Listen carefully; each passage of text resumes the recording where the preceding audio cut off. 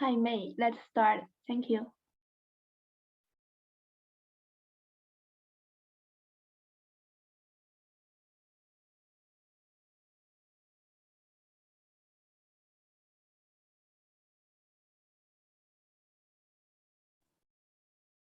May, can you hear me? Let's start. Thank you. Sorry. Okay. All right. Hello, everyone. Can you all see me and hear me? All right. Thank you so much for joining us tonight. Tonight's event was actually inspired. No, we start with it by doing as a celebration of Asian Cultural Heritage Month. And then since we ran out of time, so we extend this time into July. And of course, it also inspired by the increasing anti-Asian sentiments. So we were looking for speakers to share their stories. And we realized actually there are quite a bit of people who are worthy, their stories are worthy of a hearing, and also they have a lot of wisdom to offer. So if this goes well, I think this can be a series of a conversation. So if you are interested in sharing your story, please let us know, so we may be able to put you on to the next series. So I think most people know about Chinese Culture Connection. I'm just going to take 2 minutes to just briefly introduce Chinese Culture Connection in terms of a history. The organization started in 1985, and it was started in Reading, Massachusetts, to help to reduce actual racial conflict, and also to connect people to learn about Chinese culture and to promote actually diversity. And actually our mission is even more relevant today. So in 1999, the organization was looking for a new office space because we were housed by the Reading Memorial High School, and the new superintendent believed that Reading at that time, there were not too many Asian populations, so keeping CCC, providing free office space may not necessarily be that good value. so we were looking for space, and luckily, Mayor Howard, former Mayor Howard, who saw us, and he invited us, including 2 other communities, and we thought that modern is really a better fit. So we have been here since 1999, serving the community, and thanks to all the support of the city, and of course, the community leaders, community friends groups that we have been collaborating with each other to provide the cultural connection with each other, and to help bring the win-win situation and learn from each other. So I hope this is one of the program as a platform and conduit to connect our diverse community, so we can all learn from each other. Thank you so much. I'm going to very briefly introduce our guest speakers today. So today we are having 5 special guest speakers. And I'm just going to quickly run down their names, and then I'm going to introduce the first speaker. And then after Tom finishes his speech, then we will get into introduce the next one. So our first speaker will be Tom Truong, and he is the founder and the executive director of the XP Realty. Feng Li, Dr. Feng Li, he is an educator, and Nate Bill Kupel, who is currently a commissioner, Commonwealth of Massachusetts, and Anne Wu Sawyer, she is the executive director of the Southeast Asian Coalition of Massachusetts, and Li Song, the online food delivery business. So let's start today, because Tom is actually physically in California. He is on his way back to Boston. So we cut the timing. So we would like to have him come on board first, because he's catching up his airplane. Hopefully he will stay with us later on once he get to the airport. So Tom is an incredible human being that I have met him probably 15 or 20 years ago, but we never really connect that well, but because he's so out there. So I got to know him because I was looking for some venue to do a golf tournament, and he has a place, but of course his place was 9 holes. I was looking for 18 holes to do, but he gave me an incredible impression. I keep saying I wanted to reach out to him, but now, after so many years, I'm glad that finally we are able to connect. So let me introduce Tom. Tom was born in Vietnam, and he came to America as a young boy in the 70s after the fall of Saigon. Tom is a born entrepreneur. He served as the 2019 national president of the Asian Real Estate Association of America with 17,000 members in the US and Canada. Tom is a certified residential specialist. It is just like a PhD in real estate, encompassing the top 3% realtors in the country. Tom is also a senior real estate specialist. This program is designed to work with the baby boomers generation. He leads a real estate agent organization of 850 plus agents and growing in 29 states and in 4 countries. Tom is continuously in search of a real estate talent to add into his team. So we are very pleased to have Tom to share his story about what are the, of course, now you know where he come from, but and so how does he navigate into this American society where he becomes such a huge, incredible success in the real estate. So Tom, please take on. All right, well, good evening, everyone. Tom Truong here. It is my pleasure to share with you just 10 minutes, I guess, of my story.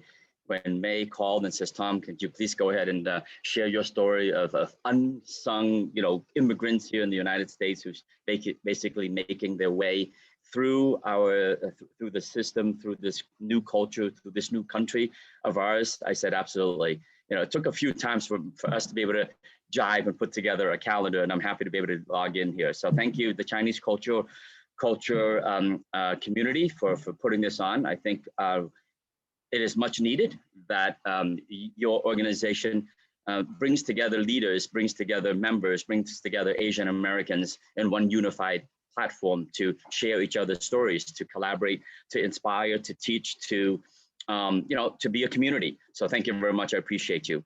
So I think, May, you asked me to spend about 10 minutes or so speaking. I cannot possibly condense 53 years of life into 10 minutes, right? But I'll do my darnest to condense 53 years. I maybe not 53, maybe my longest memory that takes me back was when I was about 5 years old back in Vietnam. So let's condense 48 years of history of my life into 10 minutes. You can do 50 minutes, how's that? I can do 50 minutes. So just, I speak all over, so I have my watch and I'm watching my time. I will be done at 38 minutes, 28 minutes past the hour. I promise to keep my time. Yeah, so born in Vietnam. I left in 1975 from South Vietnam right after the fall of Saigon, literally on April 30th, 1975, when the US Embassy announced officially that they were pulling out of South Vietnam.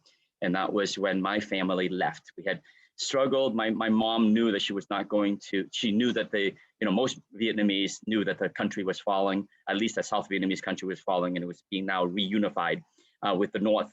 And she knew that she wanted a better life for us, that she didn't want to live under, back then,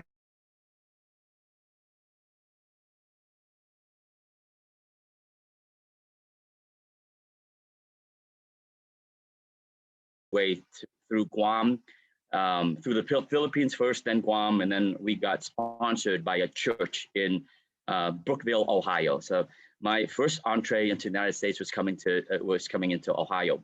I have cousins and relatives who left the same time, who ended up in France, who ended up in Germany, who ended up in Japan, and they all, speak different languages. They look like me. They were one blood. We're linked by blood, but my cousins and my aunts and my uncles and my nieces and great nieces speak different languages, right? So we landed in America because my mom knew that this is where she wanted to be. If she's going to start a new life that she felt back then, and I still firmly believe today, this is the land of opportunity, the land where dreams can actually come true.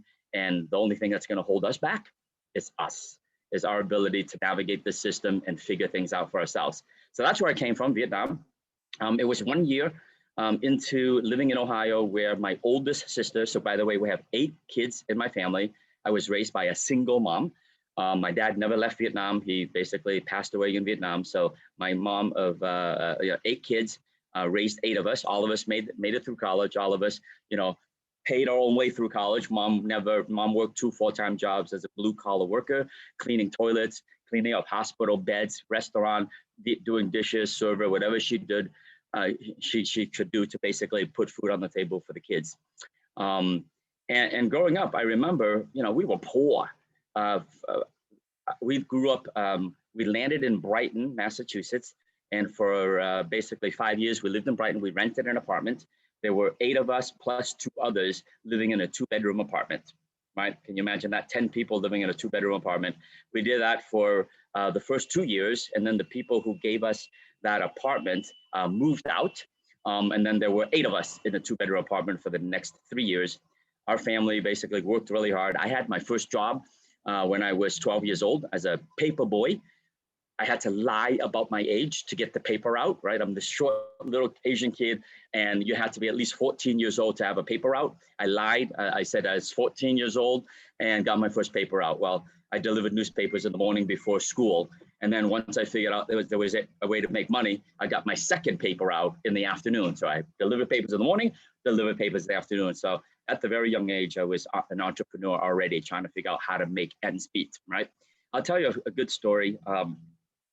It was about 12 years old, about 5 years here in the United States. I really didn't understand money, right? Until I got my job. And mom one day basically sent me to the grocery store, and she gave me money. So I went to the grocery store and picked up the stuff that she wanted: eggs, milk, vegetables, fruits, whatever. And I got in line. And when I got to the end of the line, I gave them my money, and they said, "Tom, you are in the wrong line. You need to get into that line." I'm like, what? So that was the day I figured out what food stamps was, what public housing was. And from that day on was when I went home and I said to my family, I said to myself, I said, never again do I need public assistance. And that's when I started working my first job, second job, and up to this day, I've always been an entrepreneur. Right? I think our family basically came together and says, hey, thank you very much for the public housing, for the welfare for the first couple of years, but we can make it on our own now. Right? And so I think that's a really important story about immigrants, is that, we have the ability to make it in this beautiful country. Why am I here? Well, obviously I'm here because my mom brought us here. She knew that being in this land, in this beautiful United States of America, land of the free, that we could be whoever we wanted to be. My older, so I'm the 3rd youngest. In my family, there are 2 doctors, 3 engineers, okay, and 3 entrepreneurs. Okay, I'm one of those entrepreneurs who never got a MBA or a PhD level education. I finished my undergraduate degree at UMass Amherst. I got in, by the way, to Bentley University, and I got into Boston University, but my grades were not that good enough to get scholarships. So even though I got into Bentley and Boston University, I couldn't afford the tuitions. I went to the state school. I'll never forget, and I'm continuously grateful for the UMass Amherst education, because it's made me the person I am today. So I'm here because, of course, I want to leave a legacy like my mom has left a legacy for us. If you know us, just for those who are in Boston, especially the Vietnamese community, my mom's first name is Lien, Lien. Last name is Truong, same last name as me. And I remember our home for at least 10 years was a revolving door. We would live in 1 bedroom, and we would continuously sponsor other Vietnamese families to come into the United States so that they too had an opportunity, right? And on my mom's deathbed, about several years ago, she asked me to do one thing. She knew that I had become successful in the real estate business, that I had the time, I had the freedom to really, have a good life. But she asked me to do one more thing before she passed away. And she goes, Tom, for the rest of your life, would you do me one favor? Would you please help at least 100 other people become personally and financially free? And so that's been my mission since my mom passed away, right? I am fortunate enough to find this real estate business where I'm a real estate broker associate to be able to travel the country. My team in 29 states and 4 countries now consists of real estate agents, real estate entrepreneurs, from rookies to rock stars who want to create a better life leveraging our platform. And so that's what drives me today. You guys asked about what are the challenges in building a new life in a new country, right? In a foreign country. Man, I remember getting into a lot of fights back in younger age because I didn't understand English. The kids in Brookville, Ohio, even here in Boston, Massachusetts, would make fun of you, right? They would mock you because I had broken English, right? And so, I grew up in the streets, so and it was tough to get along. But boy, did we all learn fast to make it, right? And my mom always said, Tom, when you get a job, make sure that you give it your all.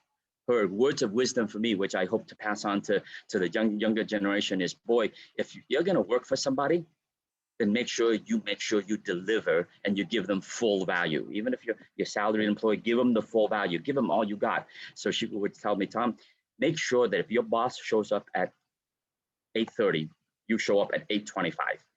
If your boss leaves at 6:30, you leave with him and you close the door for him. You open the door and you close the door for him. So I did that all my real estate, all my career. This is my second career. My first career was in the insurance business. I did that. And my boss would say, what are you doing? You don't have to be here early. We pay you 9 to 5. Just get your job done and go home. And I said, no. You see, if you have work to do, I want to help you. And it was after weeks and months where my boss finally figured out, man, that kid is not going to leave. If he showed up at 7:30, I would show up at 7:25, and I would not leave until he left. And that's where I became useful, where he said, you know what? All right, let me test you out. Let me give you this job. And so I did the job. I learned, and I slowly but surely climbed the corporate ladder, right? My biggest position was as an area chief financial officer for a publicly traded insurance company when I graduated from college. When I started with them, they were the 13th largest publicly traded insurance brokerage firm in the United States. 13 years later, I was one of 6 area chief financial officers who helped them grow to the 3rd largest in the world. My job was mergers and acquisitions, crunching the numbers, reporting to Wall Street, what we did, right? And I just basically, guys, outworked everybody because I was climbing that corporate ladder and had, and I had to make it, right? But here's the thing, I left that industry for 2 reasons. Okay, this was 16 years ago. I left that industry because, can you believe 16 years ago, somebody in that corporation said to me, Tom, the highest office, the highest position you will ever get is the 2nd corner office, is the CFO. You will never be the CEO because of your last name, because of who you are, right? That was the first reason why I left. I said, okay, well, I can't never be the top dog. There's this glass ceiling, bamboo ceiling, call it whatever you call it. I had already reached it at the young age of 35 years old, okay? The second reason I left was in my final days, my job was to basically fire people, okay? Back then we called it right sizing, downsizing. We called it economies of scale. We called it duplication of jobs. So after the company would acquire people, my job was to let go of people. And I remember one day, we had acquired an agency in New Hampshire, and we went up there. And my boss and I went to the first corner office. And in the first corner office, he slid a check across the table to the owner, George, gave him a $2 million check. And we said, George, thank you for selling your insurance agency to us. If you stick around for the next 2 years or so, you'll be able to earn out your bonus as long as we retain at least 80% of the client base that you sold to us and at least 80% of the employees, you'll get another bonus at the end. And then they headed off to the golf course. And he sent me to the 2nd corner office. And there was Peter. Peter's now, passed. And I sat down in front of Peter and I handed Peter a pink slip. I slid across this piece of paper that says you have 60 days and you've got to leave. Peter's 52 years old, okay? And Peter starts to weep. He starts to wet his tie and wet his shirt. And he goes, Tom, what am I going to do? as a 52-year-old man, I've given my life to George to build his legacy. You just gave him a $2 million check and you gave me a 2-month severance. I said, no, George, we'll pay you for 2 months, but we'll cover your health insurance for another 6 months. And if you can't find another job, we'll cover your insurance for another year. That was the day I went home, guys. And I said, you know, I'm done working for somebody else. First of all, I've got this glass ceiling. Second of all I did was destroy lives instead of, and build equity for the shareholders and not really leave, leave an impression or help people along. That's when I got into real estate, okay? I found that real estate had no ceiling on earnings. Whether I was able to get someone to allow me to sell their house, whether I was able to get them to help buy the house and negotiate deals, is entirely up to me. So I fine-tuned my craft, and 16 years later, my business is thriving. I've coached and trained thousands and thousands, if not many agents, to basically become successful in this real estate business. Our company's name is eXp Realty. And it gives us the platform to be wildly financially successful based on the merits of our efforts, based on what we can do for ourselves, and of course, how well we service our buyers and our sellers and our investors. So I think that is basically my 15 minutes, May. I hope I've sort of inspired and give you some wisdom, right? Go ahead and work hard. And oh, by the way, as an entrepreneur, for those entrepreneurs out there, you should be working harder for yourself than you should work for anybody else. So as an entrepreneur, I put in the hours to build my business because it is my business, right? And when I help our agents build their business, they are entrepreneurs. They're leaving a full-time stable job to make it in the sales business. And it's a tough business to be in the real estate business, right? But whether you succeed or not, it's entirely up to you. And I hope I've inspired you guys. May, back to you. Wonderful. Thank you so much, Tom. Wow, that's incredible. Of course, not everyone's born entrepreneur. So I think that your story definitely is very inspirational. And we are thinking that maybe, I'm sure at the end of the talk, there will be questions. So hang around, and if you are having to drive, so come back to hopefully. Yeah, I'm gonna sign off just for 10 minutes as I hop in my car. Folks, I'm in Los Angeles. I gotta head to Los Angeles. If you know Los Angeles, there's a lot of traffic. So I'll dial in once I get to my car, and I'll listen in, and I'll be around hopefully with good coverage at the airport to do Q&A for people. Okay. Excellent. Thank you again for having me. I appreciate you. Thank you. Wonderful. All right. Great. Thank you. So our next speaker is Dr. Feng Li. Feng Li, Li Feng is the general manager of the Asia-US Business Connection, dedicated in promoting culture, business, education exchange between US and China. Dr. Li is a board member of the General Boston Convention and Visitor Bureau, and a member of Multicultural Committee and China Committee since 2016. Dr. Li also serves as a board director of the Chinese Culture Commission since 2014 to support the growing Asian immigrant population by building connections between Asian and the diverse community. Dr. Li is also a founding member of the Massachusetts MedTech to promote the business exchange in medical device between US and China. He received his PhD in biomedical field and was the recipient of an American Red Cross Fellowship Award during his postdoctoral training at the University of Virginia. He is fluent in English and Chinese, and was invited to be the simultaneous interpreters for the President Clinton and a China-US visit. So let's welcome Dr. Li.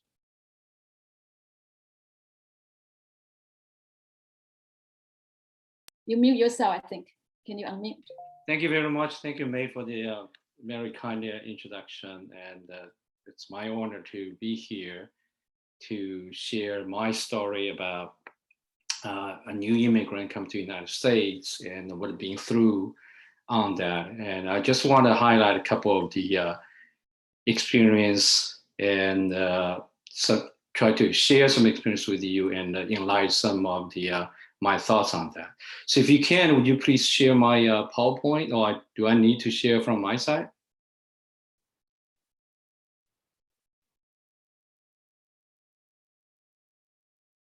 Okay. Okay. So I just briefly, just based on the timeline, put these bullet points together, and I will just go over each by each, and then just let everyone understand or know my journey in the United States. So I came to the United States about 30 years ago, and the reason I came here is actually not really clear when I was applying for the U.S. visa and applying for the U.S. university, because pretty much everybody from my class, from my university or from my school applied visa to the United States, and somebody else asked me, say, why don't you go? And it seems like everybody's going, it should be something better in the United States. So the idea is basically coming to seeking better life and opportunities, but I don't really know what exactly what I try to do. All the impression is coming from the movies actually broadcast in China. So we see the high rising, we see the cars, we see better life, we see a lot of entertainment, a lot of things. So back then, in the early 90s, so people worship United States. So that's the major reason came to United States. And the first stop for my journey is New York City. And it's a huge reality check. So when I came to United States, I only had a 50 US dollar in my pocket and the 2 suitcases with everything possible I can brought with me to United States. I got admitted at the State University of New York in Manhattan campus. Very fortunate to get tuition waived, but I have to work hard to get the living expenses for that.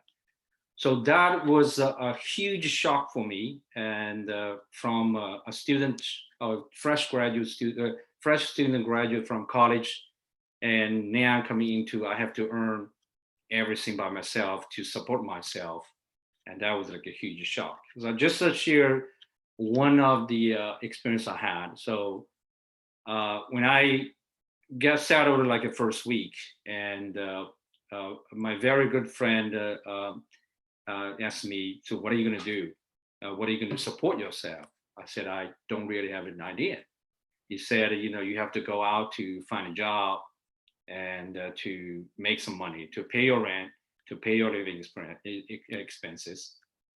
And I was like shocked. I say to myself, what I'm going to do? Is there any way I can earn money?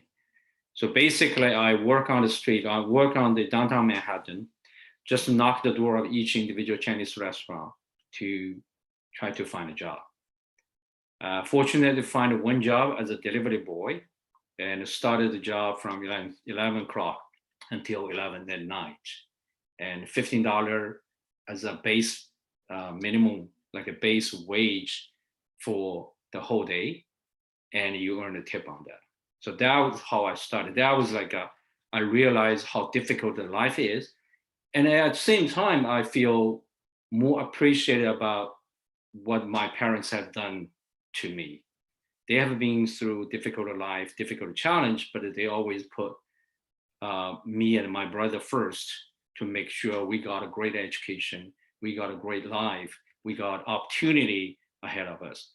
So that is like all of a sudden in like a half a year got really starting mature much, much faster to understand the life, understand the challenge, understand what's difficult ahead of me and what I need to do for that.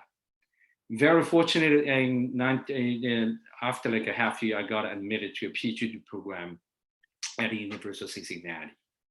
Then that was I personally think it's a turning point for my life. That is the way I actually to start get into the real American life, American society, American community, to understand more how the process, how the program, how the education, how the university work. And I just share one of the story for you. At that same time, I share some of the challenge I had in the school. So the very first day I started my class, which is biochemistry class. And so we were kind of everybody had a textbook, had a note ready to write down something, and the professor came to the classroom, and he took one of the papers. He said, "Today I'm going to cover all the paper," and it was like a shock, because we were so used to going over the textbook and read the textbook and get ready for the examination. But then now all of a sudden came us with a paper, seems like nothing to do with the textbook. And so the English was a significant challenge for us, was a barrier. I barely understand what he was talking about. And so after the class, he said, so this paper actually covers from chapter 1 to chapter 3. So we had go back to look at, to check all the textbooks. So every single day we start until like 2 o'clock in the morning. That was really challenging, but the hard work always gave you reward on that. And was very fortunate. We took the class and had a group of the students from China working together to get everything done. And the first year was a challenge, but it was really rewarding. I personally think I learned a lot of, not only academic component, but also the United States, the US education system, the research methodology. Everything prepared me to be a research in the biomedical field. So I finished my PhD in 1997 and moved to Virginia because I received the American Heart Association Fellowship Award. And that is, I consider as a very good and first achievement for me, because that actually prepared me to launch my own career if I want to be in the academic or research area for that. And after 3 years of the research, the challenge I found was the limitation of the funding. That's the first thing. The second thing is always the research component, which I had to deal with a lot of animal, which I personally feel not comfortable with that. So I moved to the industry and find a job as the field application scientist, moved to Boston in 2020. So now, considering I thought it's a milestone, my career change for that. And since then, I stayed in the field working with different companies, biomedical companies. That's also, accumulated a lot of experience, a lot of knowledge. And so that's also, personally, I found it's not only doing in the medical field, but also those experience helped me to be a better person, helped me to understand more about the community, the society, the way it's working. A lot of things are learning from working with different customer, working with different colleagues, working different companies for that. And in later 2009, I created a company with some of the partner I work with for technology transfer and collaboration between US and China. And all these things, I echo Tom very much, is all about the knowledge, passion, and hard working. So these are the three things I personally believe will definitely make you successful. And and a lot of Asian families, they are so into the education, that gives you the ability to build up knowledge. But I think, everything's passion driven. So if you have a passion, want to be something, want to do something, you definitely have the motivation to drive it. And on top of that, with the hard working, everything will pay off. And so even I'm working, even when May introduced an educator, my passion is in education. So I will cover that later on a little bit on that, which is totally different from my biomedical background, but it's also related because I see a lot of students or new immigrants coming from different countries struggling with the education, not necessarily only academic, but also social emotional component as well, and also how to adapt into the US community and society for that. And not only you want to achieve your personal success, but also I'm a firmly believe what you can bring to the community. So become part of a community. What you bring to the community, make the community better. That is also one of the passion of mine, and also I believe it's also one of the mission I have to fulfill for that. Can you do to the next slide, please? Yeah. So I listed some of the challenges from my personal life as well. I think that there could be a lot of common for a lot of new immigrants on that. The first thing is the language barrier. And I find that, I give you example on the communication in the school, starting from, you could not understand a word of what the professor was talking about, gradually working hard. And by speaking out, by communicating out, by not shouting away, by brave enough to start your broken English, your language barrier can be overcome. I personally think it's significant. Also, I want to bring out is that I do not know other countries immigrant, but for Chinese, usually we want to have everything perfect.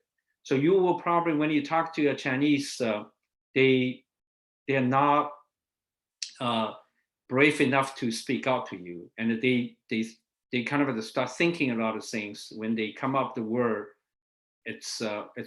They always want to make sure the structure, the grammar is right. So that makes communication very challenging and very difficult.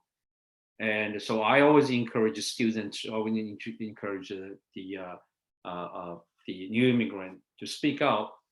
And this is because this is your second language. So don't feel shame of you're not able to speak a perfect English, because you're learning, because you are doing your best, try to speak a different language, which is very challenging for them.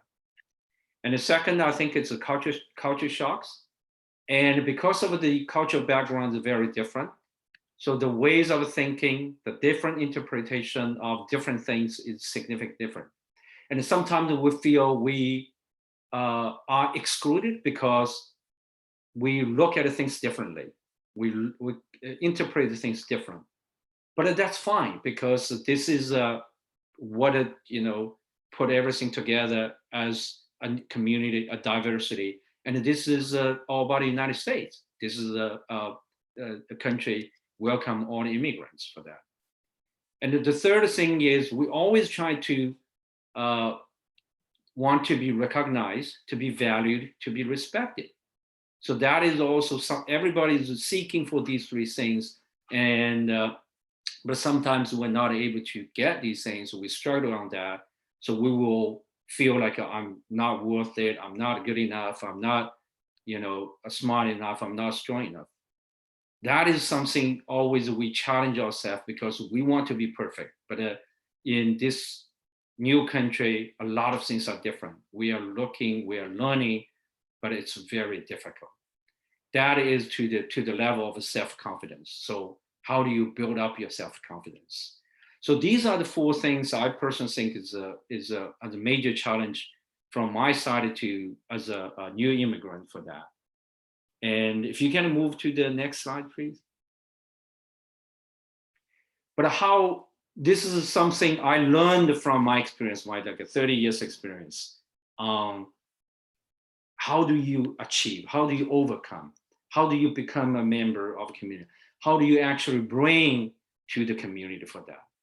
The first thing is keep your identity, which is very, very important. And I strongly believe that is the most important part to be an immigrant, because you have your own identity. You should be proud of yourself to be, for me, to be a Chinese, because I have my country, my homeland has a rich culture, has a rich, for example, a lot of different things I'm proud of. And also I want to bring this to share with Americans, to share with the community, to let everybody understand my culture, at the same time understand theirs.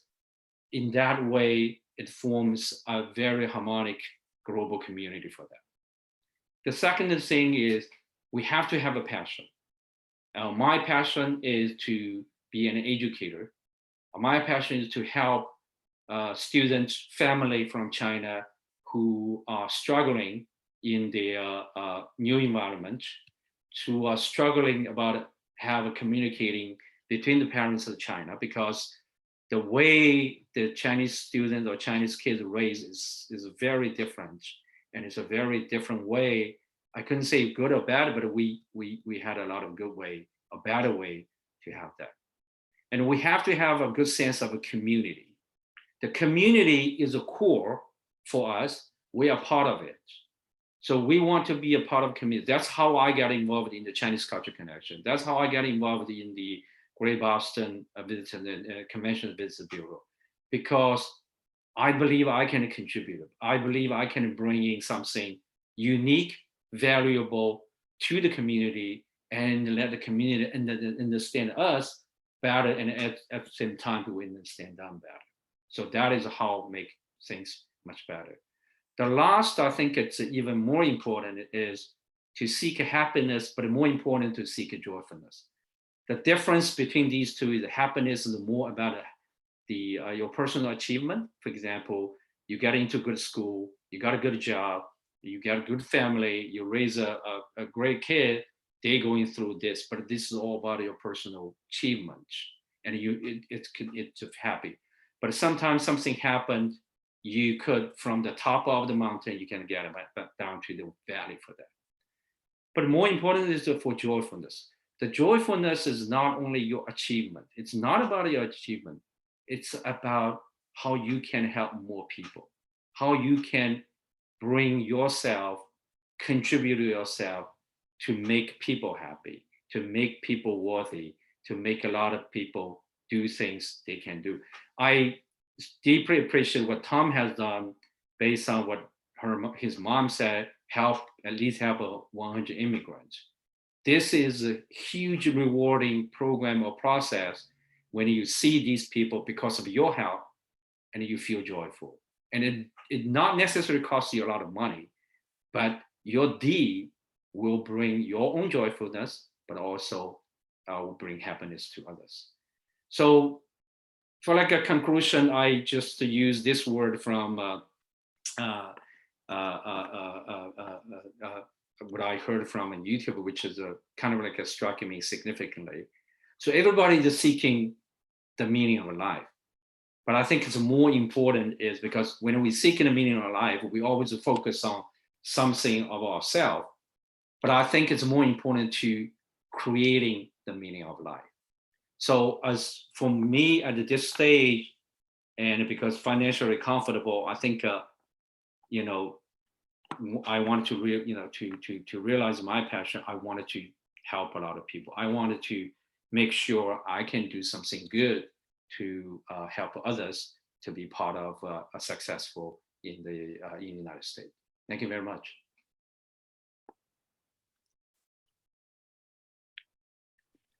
That's great. Thank you so much, Dr. Li. Yes, I believe that given time and opportunity, all the immigrants will succeed and making incredible contribution to this country. So therefore, those anti-racism is just so ignorant. I feel that we need to advocate for immigration because this country is in fact thrived, built upon immigrants. So hooray. Thank you so much, Dr. Li. So now we'd like to introduce our next speaker, Nate Bio Kupel. I don't know if I'm not pronouncing your name correctly. Is that Nate Bay Kupel? Nate B. Kupel?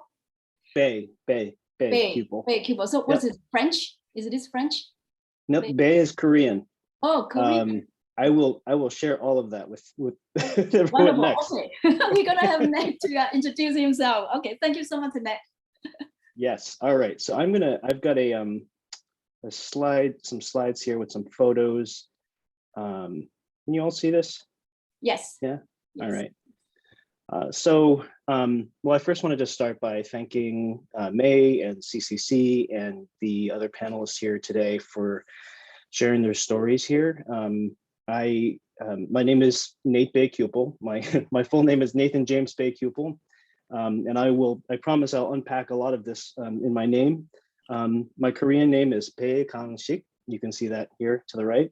And I started with this mirror because I wanted to kind of ask all of you to kind of think about what you see in the mirror and what you see reflected back at you in the family that you were born with.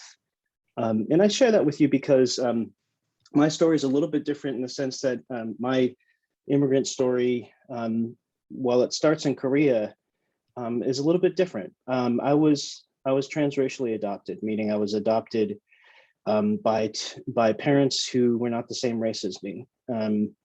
I share this starting place with you with this mirror because for a long time, the idea of looking into a mirror was a really confusing thing for me, not seeing my family reflect back at me and the cultural heritage that I was coming from. And so my journey really starts in Korea. So I thought I'd give you a quick little geography lesson here. I was born in Busan, South Korea. So you can see down here, this little red mark down here. It's a fishing city. I believe it's the third largest city in South Korea, on the South Korean part of the peninsula. And this is a photo of not something I took, but this is Haeundae Beach, which is one of my favorite beaches in Busan. For a lot of different reasons. But really my story starts, I was born in Busan in 1983. I was put into foster care when I was just a couple months old because my birth mother had to relinquish me for adoption. And that was, it's a complicated story, and it's a very kind of heartbreaking and personal story of one of economic struggle, one of patriarchy, one that is informed by abuse, and ultimately one that is informed by secrecy. And I think as an adopted person and the history of adoption globally, secrecy has always been a part of adoption, and for a lot of different reasons, right?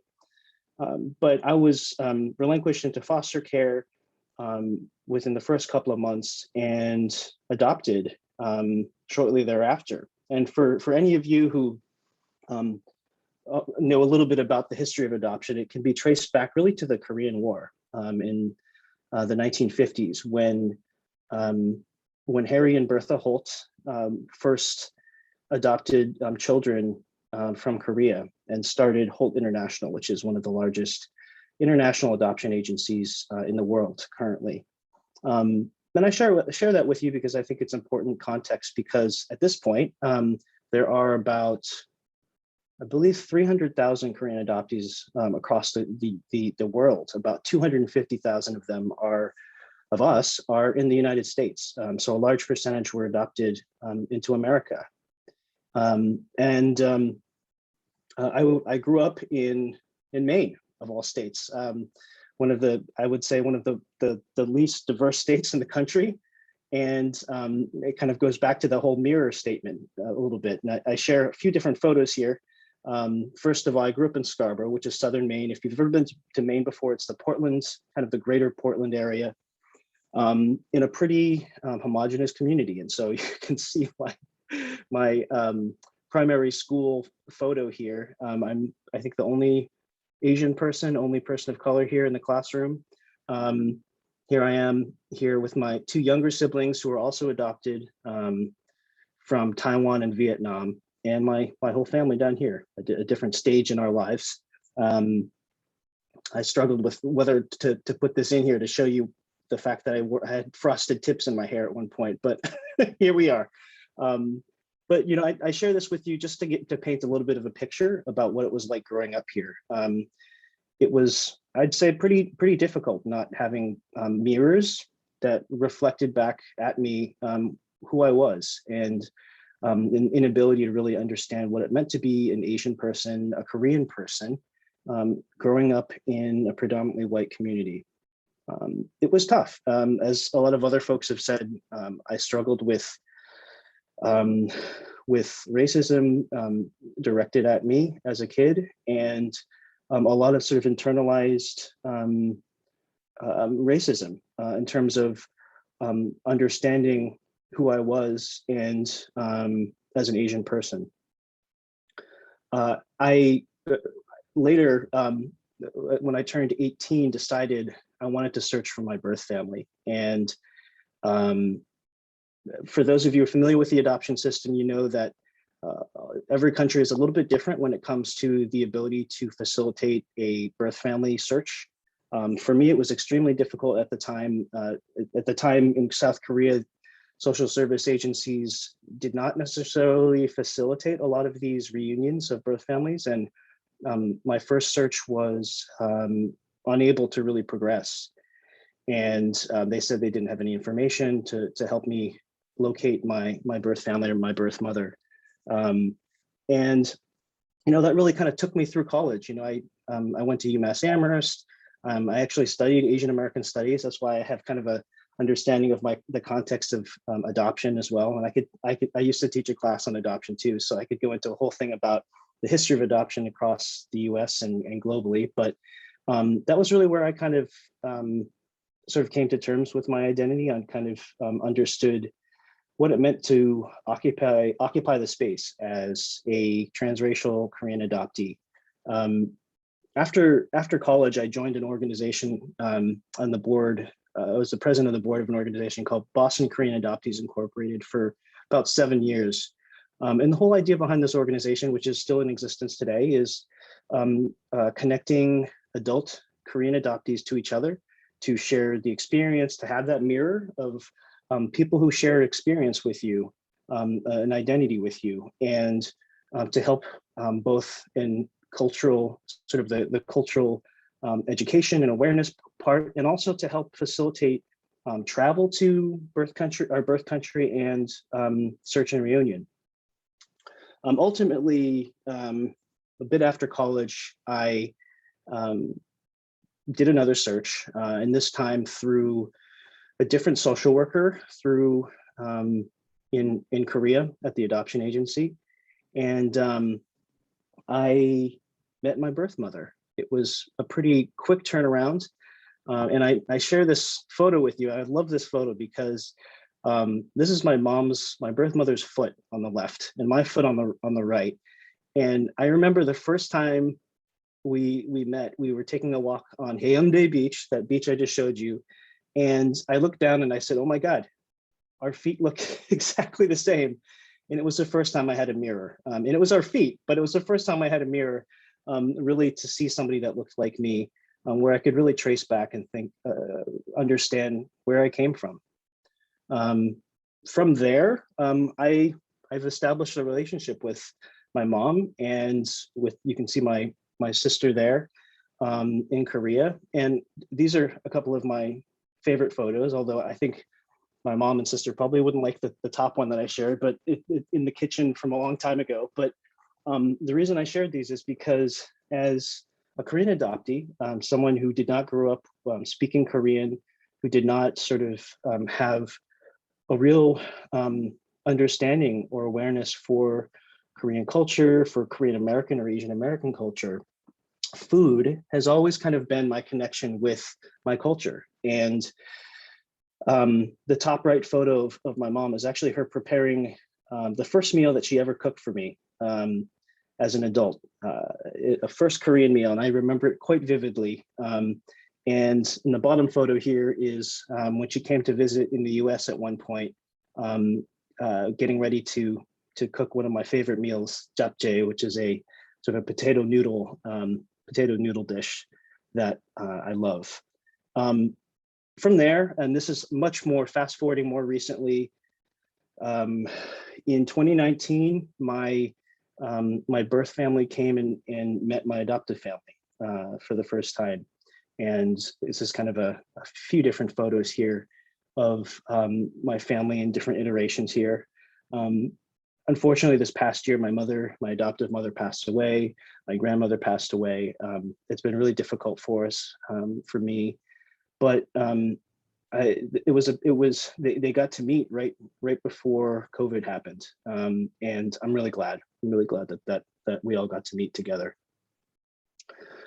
And so where this brings me, and I won't go through all of this, but what I wanted to share with all of you is that I kind of found my way into mission-driven work as a career because of my experience with mirrors, with understanding and learning really how the power of mirroring can be harnessed for social change, for improving the lives of others. And that's what really got me into the kind of mission-driven work, from working in youth workforce development to working in college access and youth mentoring, to healthcare and research and public radio and a lot of different places that my career and my heart led me down. But I really believe at the end of the day that I gravitate towards purposeful work, purposeful community building, where mirrors can be a source of building collective power and ability to move for positive change. And where I am today, Malden, and some of you may or may not know this, but I'm running for a ward council seat here in Ward 8 in Malden, which I'm extremely proud of and excited to have the opportunity to potentially represent residents here.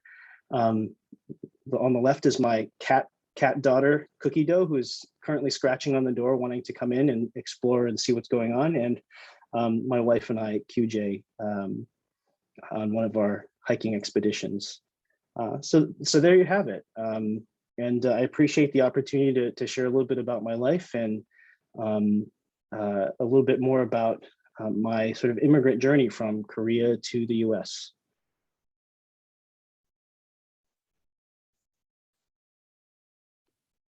Wow, Nat, thank you so much. That was so inspirational. If you read those chat that people are crying, they're tearing just because after they hear such a moving stories.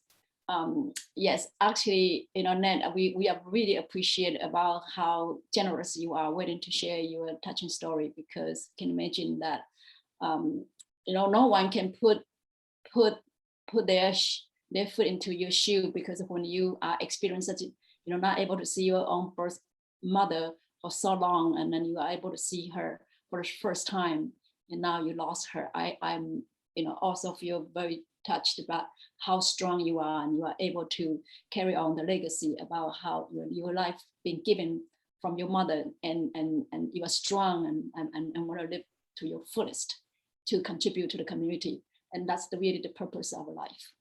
And I really kudos to you. So thank you. Your passion for service to help people, and I think that really go in line with actually there's another event tomorrow night about the how this mirroring is very important. I know that Modern Core is working really hard to really bring this to help the school to bring in teachers that can relate to the student body that reflected their cultural heritage. And so this particular bill that's we hope will pass is about how to implement the Asian heritage history into the regular curriculum for K to 12. So I hope that will come. And there's an event going on talking about this particular topic tomorrow night. So I will, at the end of the day, maybe I will share that flyer to you all, so that if you have time, please join us tomorrow night. Thank you so much again, Ned. So hang around. I'm sure there will be a lot of Q&A later on. So our next speaker will be, who is our next speaker? Let me check. Oh, wow. Our next speaker, Anne Wu Sawyer, who is an incredible, powerful woman. I have come to know her only a few years ago, but I mean, her story is just like incredible. We can't really chop her story short with this very brief. And so she Anne has come from Vietnam, and she is came as a refugee. So, but she devoted her life into community service for serving the refugees. So she has been, through her incredible leadership and mentoring, to help a lot of immigrants. And actually, I was looking at her.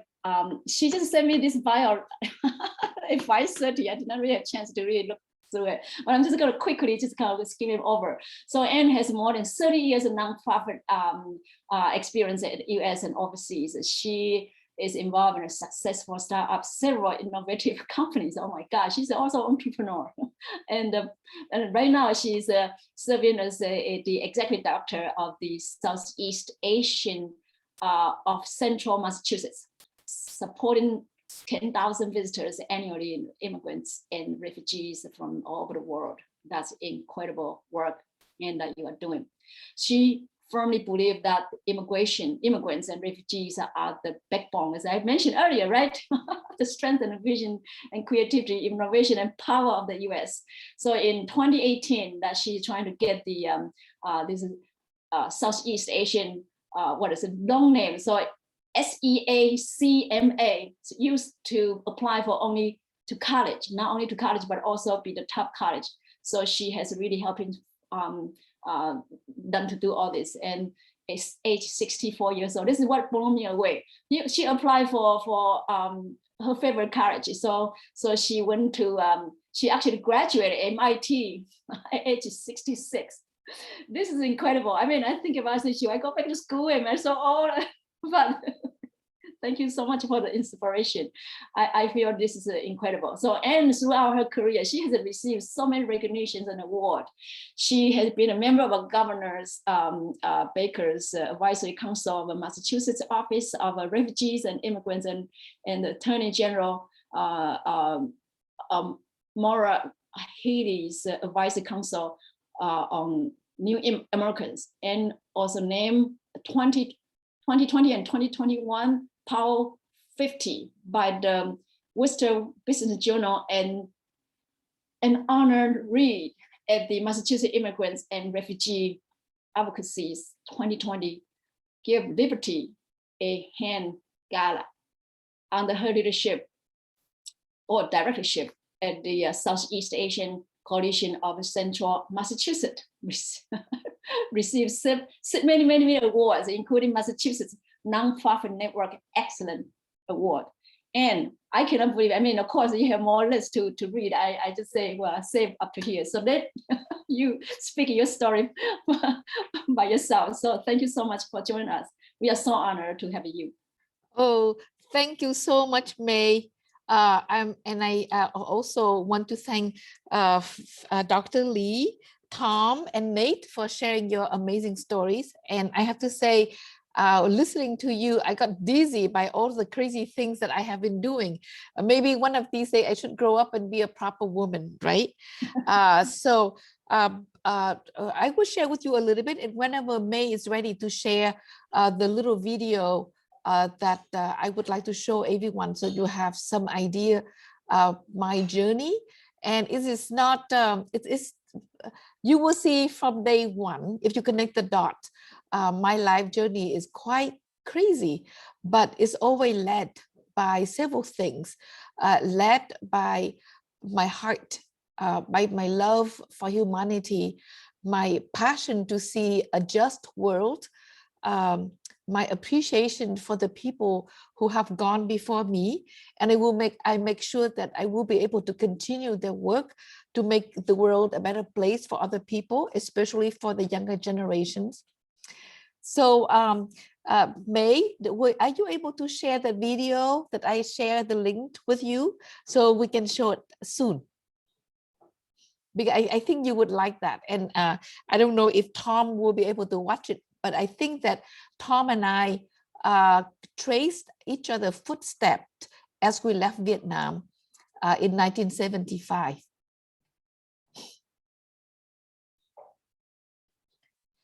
And May, if you cannot. Actually, let me see if I can share the screen. But let me forward this thing to Eva. It'll be much easier to do that. Okay, yes, just give me 1 second. Thank you. Yeah, okay, I'm fast. Sorry. Okay, forward this to Eva. Okay, so I am a Vietnamese refugee, and I came to the US among tens of thousands of Vietnamese refugees who frantically tried to leave Vietnam at the end of April 1975. And at that time, I was a second year medical student in Vietnam. And I had to do everything that Dr. Li and Tom's mother had to do. I clean houses, I wash dishes, I worked at a sanitarium hospital to make special meals for patients there. And fast forward to, my goodness, after 1975, I went to Wheaton College and I met my husband. And we've been together since then, since 1976. We have 3 children, but I consider myself as a mother and an auntie of many, many children. I'm very proud to say that we have more than 150 youth registered at the Southeast Asian Coalition. And I had several interviews and people asked me, what are the most important things that you feel that you have accomplished in your life that really special to you? I would say maybe 5 things. Number 1 is being able to come to the US and survived. Number 2 is meet my husband and having my children. Number 3 is to help start up this crazy company called People Express Airlines. You have to be old like me to know what it is. It is the first airline in the US that allow low-income families and students to be able to travel all over the world. And we're the first one that started the economy fare. For example, our first flight from Boston to Newark, New Jersey was $19. And then we took the people to London, to Brussels, to Paris, and a lot of the ideas came from my crazy ideas too. And later on, we merged with Continental Airlines, and then finally United Airlines bought us out. And from there, raising children. And then I work with my husband to bring economic and educational and business programs to Asia. Most of my works were in the highland of Vietnam, where we did a lot of work to support ethnic minorities from Vietnam, and also support my husband's work, bringing in a lot of support for medical universities and hospital in 3 parts of Vietnam: the north, the south, and the central, right after the war. And I think I have to check with May. May, please let me know anytime you're ready to show the video, okay? Oh, the video is ready. Yeah, ready. Oh, Yes. perfect. Okay, let's may I share with you, this is exactly what happened to me and Tom too, who I think maybe he's driving very fast to the airport right now. He cannot see it, but you may find us.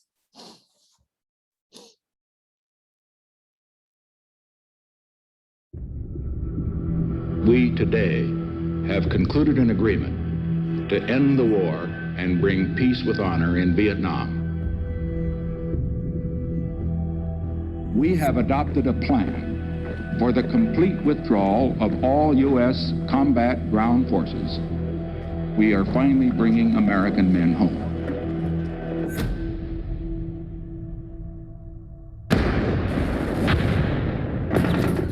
The American troops were gone, and as a result, the house of cards began to collapse. We were dealing with an ambassador who was just convinced that somehow there wouldn't have to be an evacuation, and therefore there wouldn't have to be a concern about evacuating South Vietnamese. These people were dead men walking. Sometimes there's an issue not of legal and illegal, but right or wrong. I borrowed a truck and I drove them to the airbase. And I had told them, when you hear 3 thumps, that means hold the baby's mouths, don't breathe, don't talk, don't make any noise. I was going to get them out.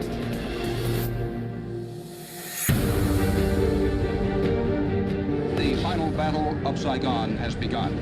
That morning, there must have been at least 10,000 people ringing the embassy. There was a sea of people wanting to get out. They looked up at the helicopters leaving, and I could see their eyes, desperate eyes. There are no words to describe what a ship looks like. It holds 200 and it's got 2,000 on it. We have no more helicopters. That's it. As it took off, I could see the group right where we had left them. It was just so serious and deep a betrayal. Philip, could you turn your office light on? Who goes? Please. It's left behind. Okay, thank you so much. That is exactly how I left Vietnam at the age of 22. And Eva, was it Eva? Yes. Okay, Eva, may I please ask you to go back to 1:26, 1 minute 26 seconds. Oh, okay, the video, right? Yes, please. Thank you. Yes, Yep. yes. So when why Eva is searching for this, I want to tell you, I left Vietnam in such a hurry that I had no, I didn't carry anything with me, no possession whatsoever. I have no photographs. I have nothing to prove that I ever existed prior to April 30th, 1975. The helicopter. 126, right? 126, yes, please. You can start, let's say 125. Yes, okay, stop right there. Yep, right there. Yeah.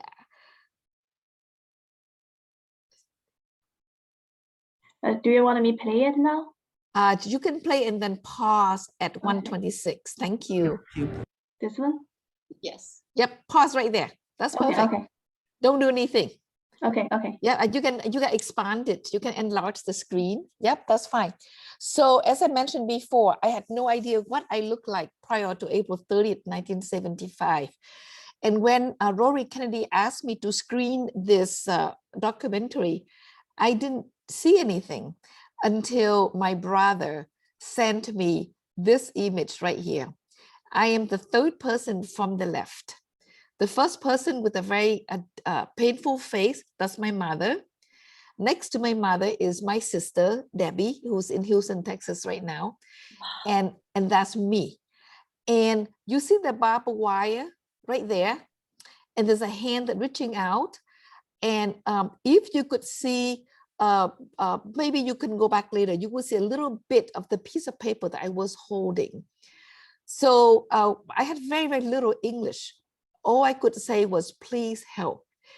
And the American soldiers who were on the platform of that gate, this is right in front of the US embassy in Saigon. This is the gate, and there's a platform behind the gate where the US soldiers were standing on, and they would use the butt of their guns to hit people.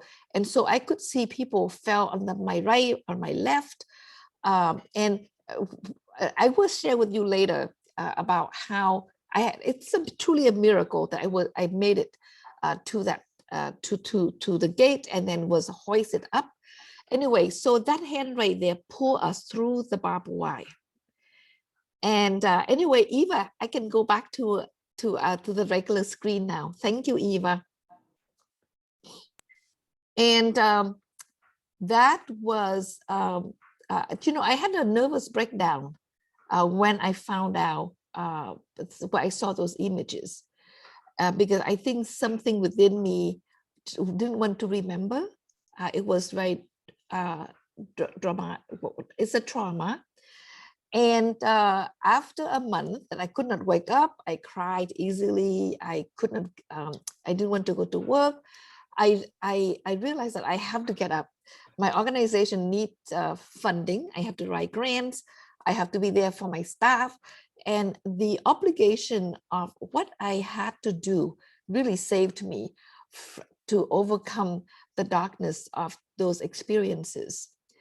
And so now, I think that was 6 years ago, I made a decision that instead of hiding my pain, I'm going to show the whole entire world what I had to go through. And I think that helped me to overcome my depression, because that caused by that. And it has become something that I'm very proud of. And this is the story of immigrants and refugees' journey. You saw the faces in that video. It's completely etched with pain and with desperation, with fear. Fear was so real. You couldn't even hold it in your hand. Fear, you could breathe it in the air. And I have to say, the very moment we were dropped off on Subic Bay as the first stop after that big ship that had 2,000 people on it, the first thing I felt the sand on my between my toes. I thought to myself, this is so incredible. This is freedom that I have life. I remember I walked around before all of that happening, a few days before that, because Saigon fell very, very quickly within days. I remember walking around my house, and even when I was at the US Embassy on the street, watching thousands of people trying to climb over that gate, I kept asking God, please don't forget me. Please don't forget me. And I kept thinking, if I could be at that gate, if I could break through that huge crowd, I would be free. I would have freedom. And that moment, when I got into the helicopters, oh my goodness, this is another crazy story. So, so that hand yanked us through the barbed wire. We got through the barbed wire completely. Well, I hate to tell you, I had to jump from the platform down to the ground. We realized that we were naked because all of our clothes were shredded to ribbons and covered in blood. And to make it long, well, fast forward to, we made it to the gate. There were so many people at the gate already, and the US soldiers couldn't open the gate because the very moment they tried to attempt to do that, the crowd would try to break the gate down. And you have seen helicopters crushed because people would hold on to the landing gear and the helicopters could not take off. And so I really believe that by God's grace, I heard this quiet voice telling me to move to the different gate, because there were two gates on the opposite side of this huge swimming pool in the middle of the US Embassy. And people told us that don't go over there because we've been here 2 days, that gate never been open. And that's why the crowd always wait on this gate, and the helicopters were, you could see visibly beyond that gate. But for some reason, I had the power to convince my parents, who never listened to me and still didn't listen to me. Well, after that we should try to go to the other gate. And when we made to the other gate, we had some other people behind us, and we waved at the people of a white hair man who was standing on the rooftop of the building next to the gate. We told them that we good, let us through, we good, let us through. And I still remember his motion talking to a walkie-talkie. And the American soldiers ran from the other gate to our gate, unlocked the gate, let us through. My family of 6, my parents, myself, and my 3 siblings, a young couple, and then 2 little children that belonged to the other family got through. And then they had to lock the gate up again because the crowd swam over. They jumped into the water, they ran over, whatever it is. And so the soldier had to close the gate again. And I remember the children the 2 little children ran back and said, and cried, try to reach the parents beyond the gate that was locked. And the parent yelled at us, please take the children, please take the children. And that's what my parents and the young couple behind us did. We dragged the kids up that fire escape to the American Embassy rooftop. And from there, we got into the belly of that helicopter. And when I heard the clang shut of the helicopter, and I heard the whirring of the the blades of the helicopters, I felt to myself, I have life. And when we got to Subic Base, I thank God, I said, now I taste freedom. The first time in my life, I taste freedom. And that night when I slept in this makeshift cot, open air, I thought of the children of the American soldiers and the Vietnamese ladies. And I prayed for these kids. For some weird reason, I felt that their life would be so very, very difficult. And since then, to this day, I have been working with mixed children of US American soldiers and Vietnamese women.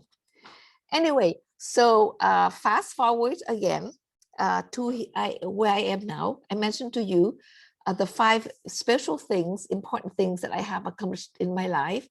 Left Vietnam, leaving Vietnam, met my husband and being married to him, and I have our children. Help start People Express Airlines so that people can really see the world. We can make the world a better place by visiting each other. Working for the Southeast Asian Coalition, where I am now, where I truly have the honor to help immigrants and refugees from all over the world to start out their life. And to be, to share with them what Dr. Lee said earlier, and what Nate is doing now, is that having compassion, life is not about ourselves, doing something to help other people to rebuild their life is so satisfying, more than I can't even describe by words. And the last accomplishment that I'm so proud of is being able to go to MIT. The kids told us, no, we too poor, we're not good enough. And I said, how could you say that? You guys are AP students, straight A. Some of you came from a long strings of siblings who are valedictorians. I know you guys, you can do this. You please do go to college and apply to good school, because they will help you to pay for your tuition. No. And so I stuck my neck out. I remember it's almost 3 years ago. I stuck my neck out and say, I'm 64 years old now. If I apply to my favorite schools that I always thought that I'm not good enough, that I don't have money, that was true. Shame on you for not trying. And I got accepted, and I couldn't back out. And I almost had to sell my house, my little cottage, twice, just to pay for college. But by the grace of God, we made it. And since then, 100% of the kids in our program graduated from high school and went on to college. Several dozens of them were accepted at Ivy League schools and get full ride. So my journey is a journey of overcoming of very difficult experiences, but and with what happening with in the past, in the last 6 months, with Asian hate and the massacre of the Asian workers in Atlanta, I think my life continued to be a struggle to bring in racial equality and justice for all people, not just for Asians. But however, I learned from Nate, I learned from Dr. Lee, and I learned from Tom that we have to stop playing the victim game. We have to stop playing the survival game. We have to start, or we have to live up to our ability to contribute, to be significant contributors, and to truly make the world a better place for everybody. And it's not about Asian, it's not about us, but look at the American history. Black people have lived in injustice for a very, very long time. What can we do about it? we can contribute some part in that. We're looking at COVID-19 vaccination rate. Blacks and Hispanics still struggling to get up there to be, I think right now they barely make 50%. So what does it take in within our own community, within our own world, that we can raise that number of people being vaccinated? Some example like that. But anyway, I'm so happy to be here. Thank you so much for spending time to listen to my crazy story. I think going to MIT was the best thing I did and the craziest thing I did in my 60s. I can't wait for my 70s to see what kind of crazy things that I will be doing in my 70 and my 80 if I'm allowed to live that long. So thank you so much, everyone. And thank you, May, for having this incredible group of speakers and attendants. I learned so much from Nate and Tom and Dr. Lee already. That's fantastic. Thank you so much, Anne. Wow, that is inspirational. Now you give me a new idea and new things to do.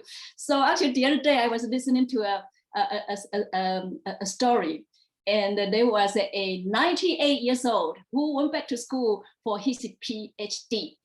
So Anne, that is your next journey. Now I'm gonna follow you, and you should follow this old gentleman who lived up to 108 years old.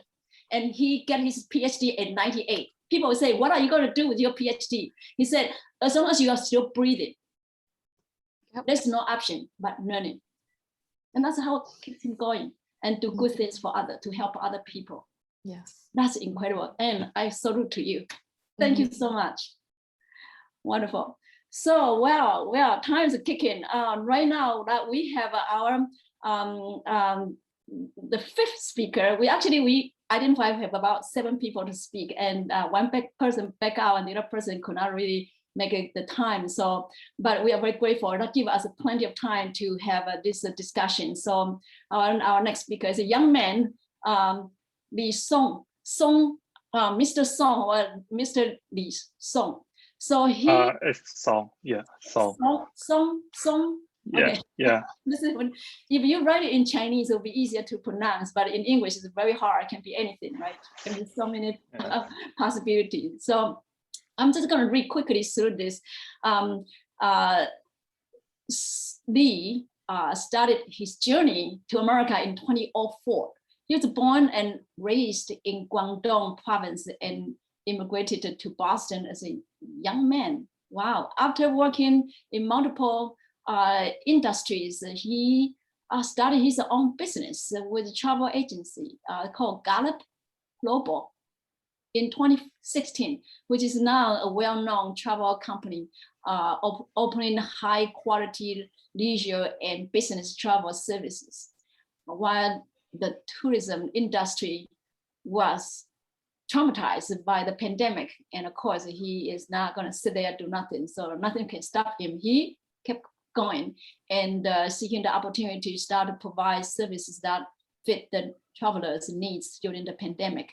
And now he is having a new business called Mr. Song. Actually, in Chinese, of course, he very creative. Creating this is a pun. Say Song Xiansheng, Song Xian.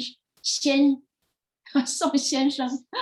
So yeah. Song Xiansheng, it's in Chinese mean to deliver fresh good, something about, but his pun with his last name Song. Song Xiansheng is a Mr.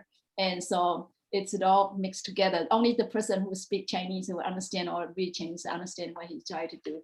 So it's that's the reason that we found him, because this is a very catchy word, and we saw that it's a young man, or I thought it was an old man who started this business, and he wanted to help out the people and providing online delivery service. So started last year, and now his business is booming. So, well, let's hear what Mr. Song has to say, please. Thank you, May, for having me here. And yeah, well, after the last 4 speakers' speech, I just feel like my story is just like nothing, because their story is like crazy, like booming my mind. And yeah, I come to US on 2004, and actually why I'm here I don't know until I'm here. Maybe the land of free. Maybe, but I think most of the people come here for this reason. And I still remember when I was very little kid, my mom bring me to the photo studio to take a picture for the immigration applications. I was very, I think it's like 3-4 years old. So I still remember that giant like the giant machine to take a photo. It was black and white, and I came here because my mom's sister bring us to US, and I was living in the countryside in China, even though I live in Guangdong, but Guangdong, there's still a lot of countryside, small village. So yeah, I don't have, my family is not rich. So we just trying to figure out a way to survive, live. So that's why we came to US. And we came here, we don't know what happened here. And we are expecting, wow, it may be the new way for me and my family to have a new life, because it's much better to live in small countryside and village in China, right? So I first landed in Boston. At that time, I just feel very complicated because I don't speak English, and I have no way to communicate people, and I don't know what I can do. So even though I go to high school in Quincy, I live in Quincy anyway. So I just no way to talk to those classmates and teachers, and I was so depressed because as a new immigrant, we have to go through all these unexpected things, and and yeah, I raised up in a single mom family, so I came here with basically nothing. So I hope we can, well, my aunt can help us a little bit because she already here for many years. Well, I don't know, it's the way people live here, they change the way, I don't know what happened. So I just don't feel we feel living with the family, even though we live living with my aunt in US. So me and my family was living in the attic of the house. It's very the triangle place, and it was, I still remember in the winter time it was so cold and no heat, and the summertime is so hot, but there's no AC too. So but I just, at that time I just feel what I can do for that. I'm still going to high school at the time, and I want to change my life, and also what happened if there's more new immigrants come here and they may be facing the same situations. But I cannot do anything. So I just, every day I go to school, and after school I try to find a job, because at the time my mom is not really making that much money. Maybe she was working in a restaurant for $30 a day, a whole day from 11 o'clock in the morning until 11 o'clock at night. So so I try to find a part-time job after school, and I look at the newspaper, and I still remember I got a lesson from newspaper, because I found a job that says hiring a Comcast sales, no experience needed. And so I just feel, okay, I will try that. So I call I called the phone number on it, and the guy told me that, okay, you will get $50 commission for each customer you refer. So, but you have to find a way to get your customer. And okay, I will try it. So that guy gave me some notebook and a pen, and you go get your customer. Okay, and then I remember it was a Saturday in the morning. I don't have to go to school, so I try to make some money for that. So I walk from North Quincy to all the way to Quincy Center, Germantown, all the way. I spent whole day on the road. I got one customer to sign up the internet for me, and I thought I will make $50 for that day. Well, $50 is a lot for me at that time because I have no money in my pocket. So the only way I commute is by walking, because the student pass is no walking on Saturday too.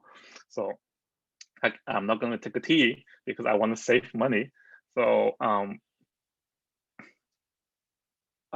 by the end of the day, I call my boss, said, okay, I got an order. So I hopefully he will cash out the money for me because I spent the whole day for that. And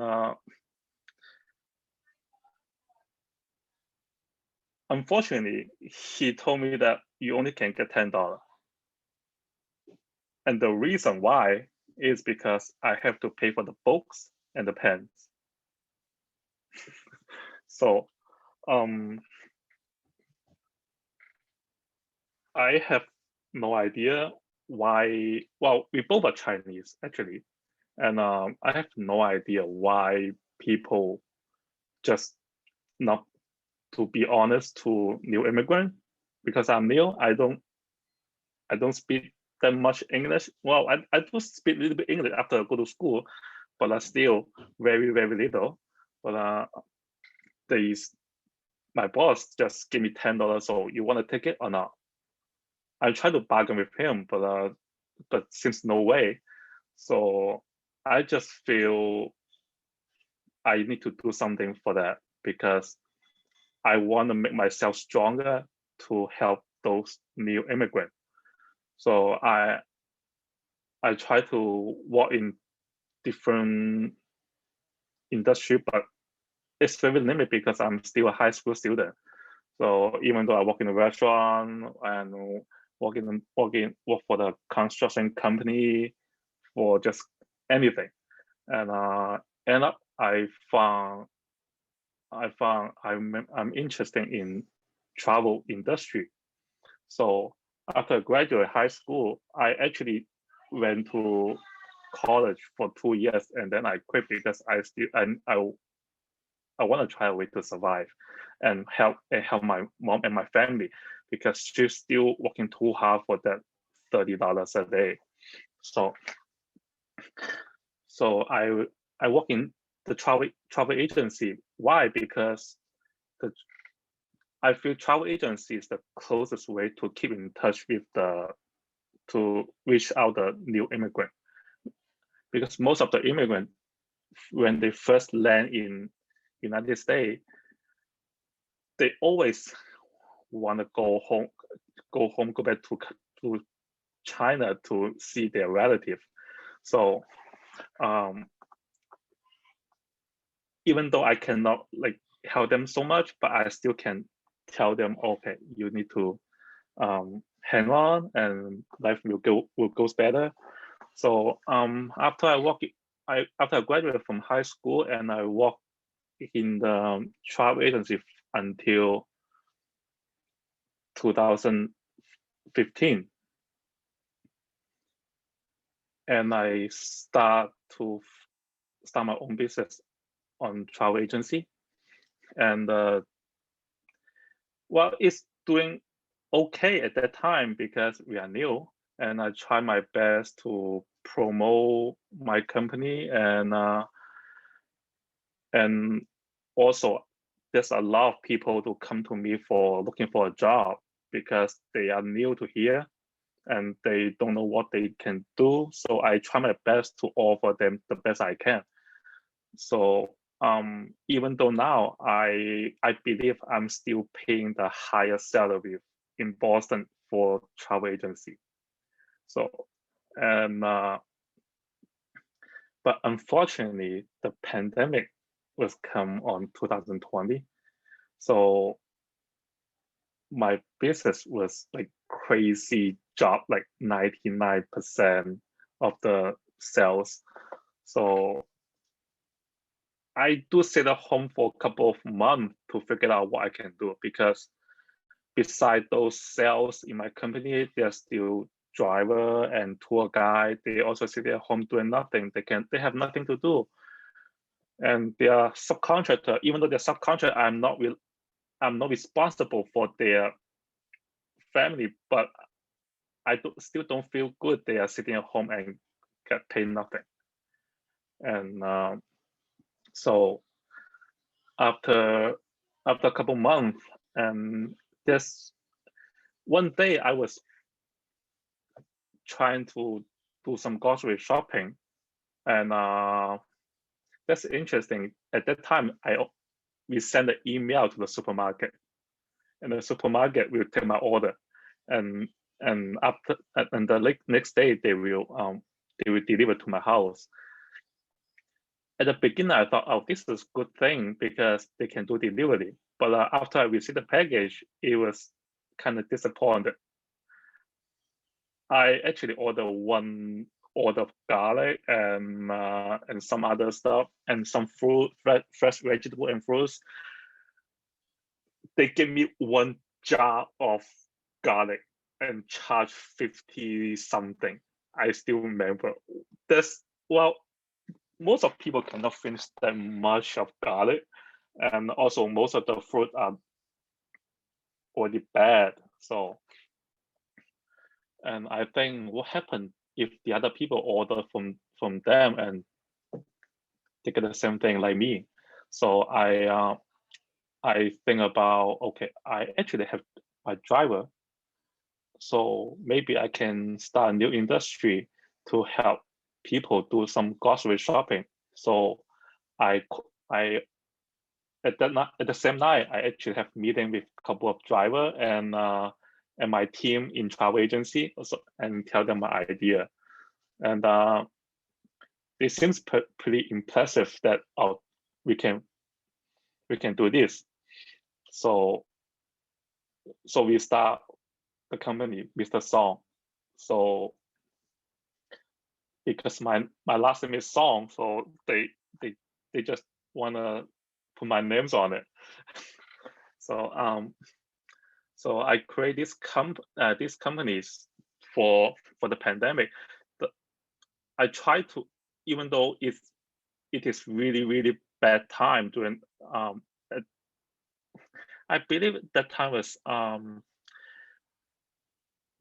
May 2020, and the pandemic was every day the COVID cases like crazy, but I still go to the wholesale and the wholesaler to check the food quality before I give it to my driver to bring it to the customer. At that time I promised every day, everybody put the order today, no matter what, I will deliver to your door next day.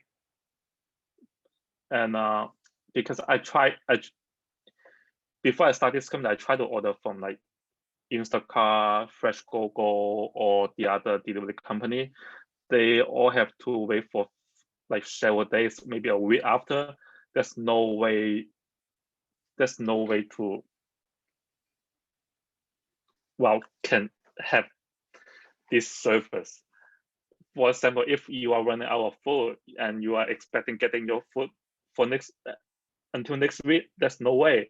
So that's why I promised my customer next day, no matter what. So I'm very lucky that my team and me work it out, and so on right now is doing pretty well. And right now I'm gonna have some couple of points that I still believe every difficult time there's gonna be a chance you can make life better, and just keep the eyes open. Even though pandemic is it is so bad for travel industry, and we are still surviving, and just not only sitting there and do nothing. And also passion is very important, because it's not passion about you making money. It's also passion what you can give it to the people surrounding you and the community.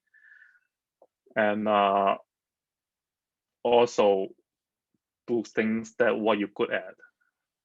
Like Mr. Song, I starting that is not because I want to do this business. It's because I already have the source for the driver and everything.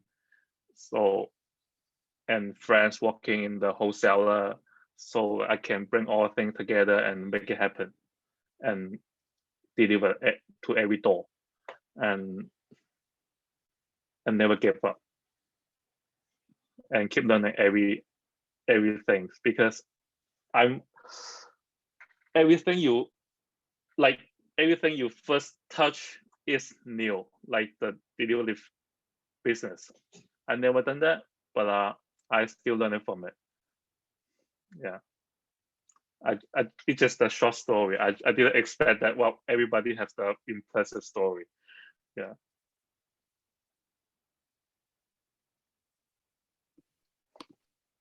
Thank you. Well, Li, I think your story is equally wonderful. You've been a young man, you are another entrepreneur. So it's not easy to be coming to this country and being so young, in high school and in college, try to make a living. And I think it really incredible inspirational story as well, that you would never succumb to any kind of challenges and keep standing, even though you've been fall down many times, and yet you stand up. And now you are entrepreneur and you are leader.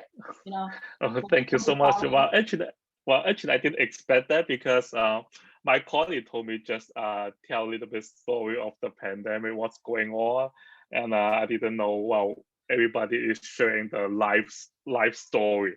So yeah, yeah, I'm sorry for that. I didn't really prepare for that, but yeah, but it's a good lesson to learn stuff from different people. Exactly. So now, thank you so much. We wanted to open this floor to, we only have 10 minutes left. Of course, if you have really more story to share, or question to ask, we will see if the guest speaker willing to share, answer the question. So please feel free to raise your hands, or you just type in the questions, and we can answer them. That we will raise to the speakers. Any questions? I think there's a question about, is this order, so for Mr. Song, of course, is your food order goes across the states, or have any certain area that's you only deliver?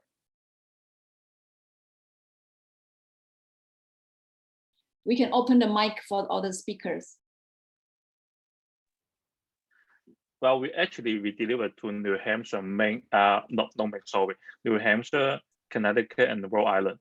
Oh wow! So yeah. Of course, including Boston, like it's state. Yeah. Wonderful, very good. Any other questions?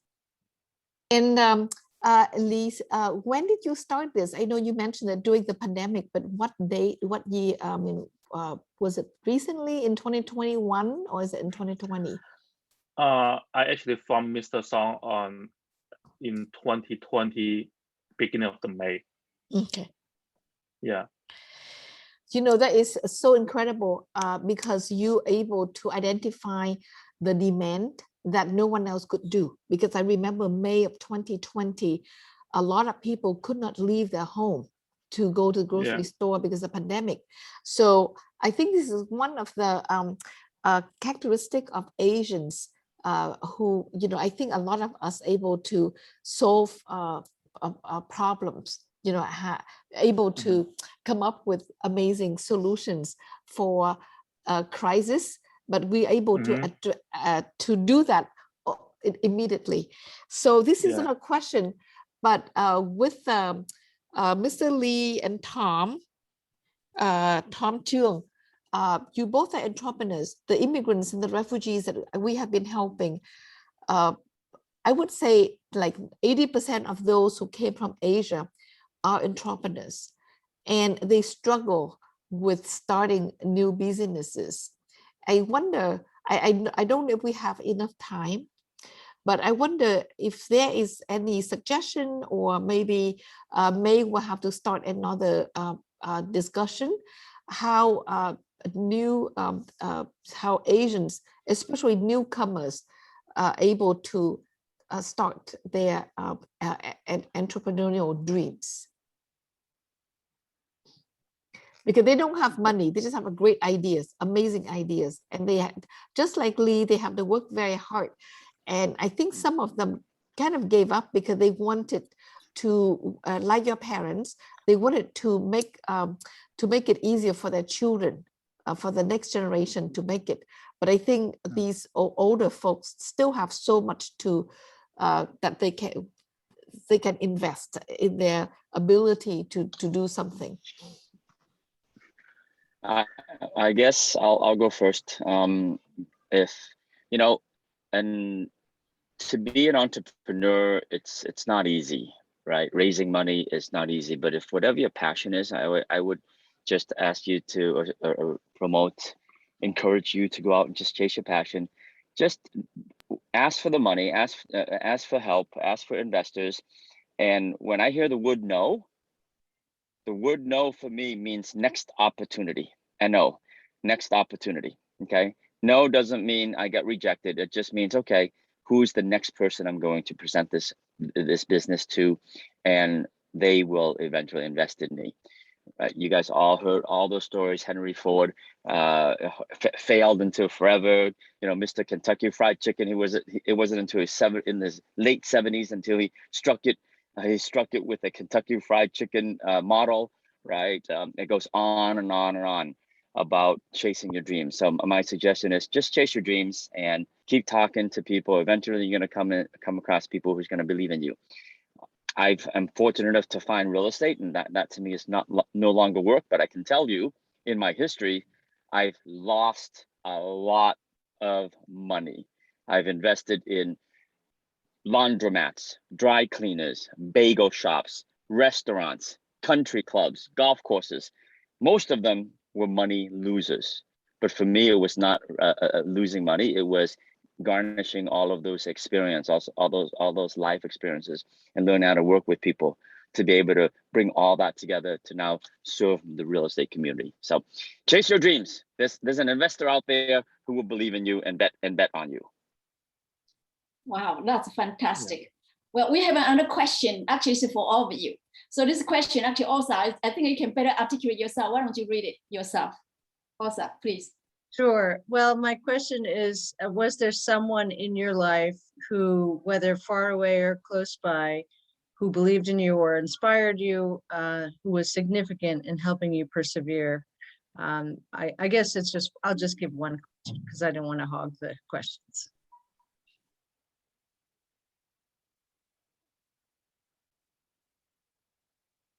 Anyone want to go first? Sure. All right, I'm going to answer one last question, and I got to run. I'm at the airport. I got to return this call and get the shuttle to get to the plane. But the one person for me, without a doubt, has always been my mom.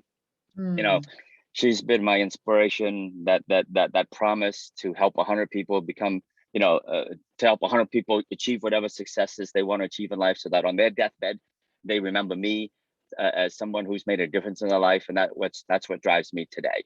Each and every day, that's what drives me, just to help other people. My mom was the person who would walk down the street and she would find a Coke can, a Pepsi can, whatever. She would stop, she would turn around if she had to and pick it up, and then she would turn it in for a nickel. right? And then she would take that money and send it back home to Vietnam to take care of the poor, to take care of the kids who didn't have eye care, that and the other thing. And so when you have a mom who lives her life like that, you don't take anything for granted. Definitely, that's incredible. Thank you. Very good. Thank you so much, Tom. Anyone else wanted to respond to this question? Yeah, I would say. Go ahead. Go, Lee. Okay. Yeah, I will. Well, I totally agree with. Tom said.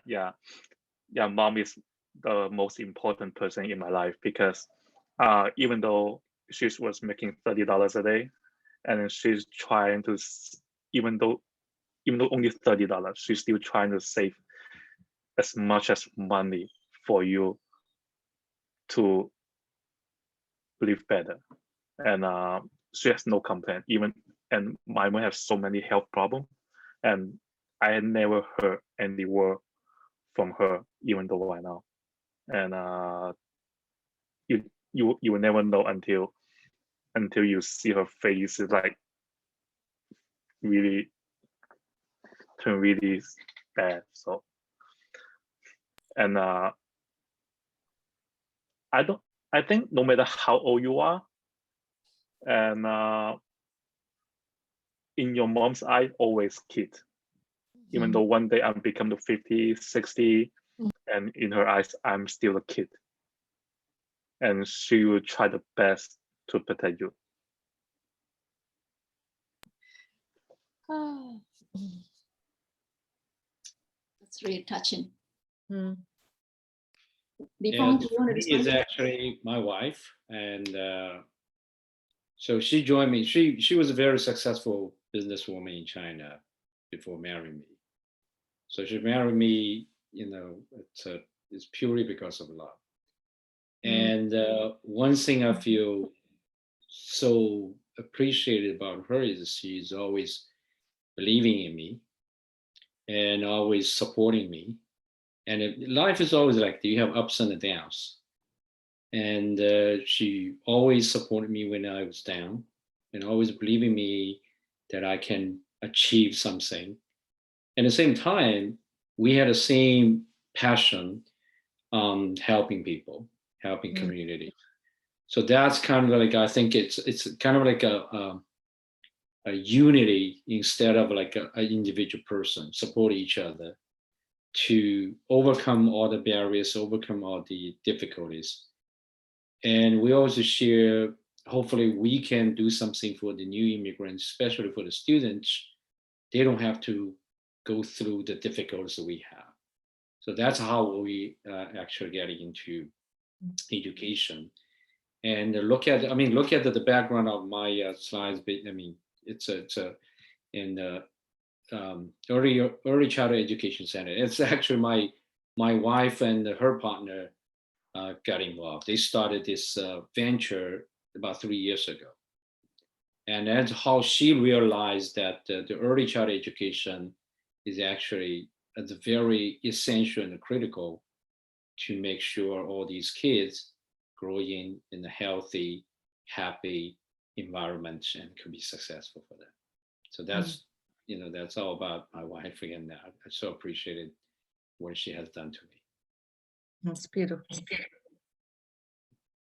Then I thought that you wanted to have another couple hours for this Q&A. So Ned, please.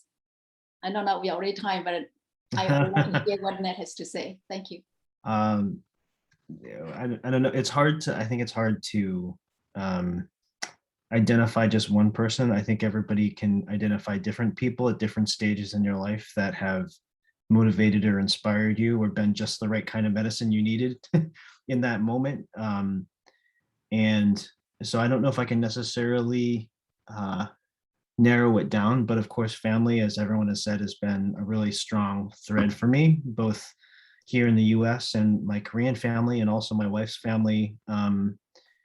And I'd say the biggest thing that's kind of been imprinted on me is this idea that it's really easy, I think, to be very transactional about life. There's so many things that are transactional, and I think the greatest lesson I've learned from family here and in Korea and everywhere is the importance of moving to more relational practices rather than transactional practices.